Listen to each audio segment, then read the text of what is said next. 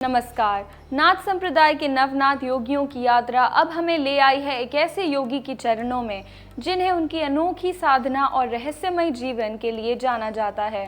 रीवन नाथ। नाथ ग्रंथों में उनका नाम श्रद्धा से लिया जाता है।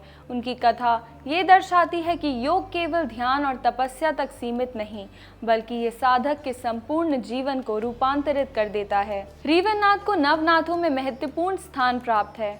वे उन योगियों में से हैं जिन्होंने साधना और योग के साथ साथ एक विशिष्ट जीवन पद्धति अपनाई।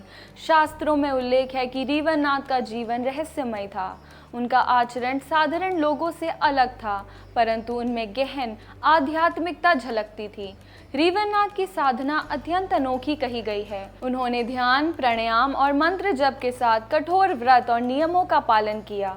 उनकी साधना का केंद्र बिंदु था आत्मा को भीतर से जागृत करना और जीवन के प्रत्येक कर्म को योग का अंग बनाना। रीवन नाथ ये मानते थे कि योग केवल गुफाओं और आश्रमों में बैठकर नहीं, बल्कि जीवन के हर क्षण में जिया जाना चाहिए।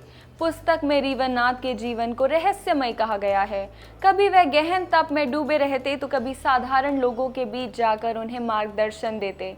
उनका जीवन बाहरी दृष्टि से विरोधाभासी भी प्रतीत होता था, लेकिन वास्तव में वही उनके योग का सार था।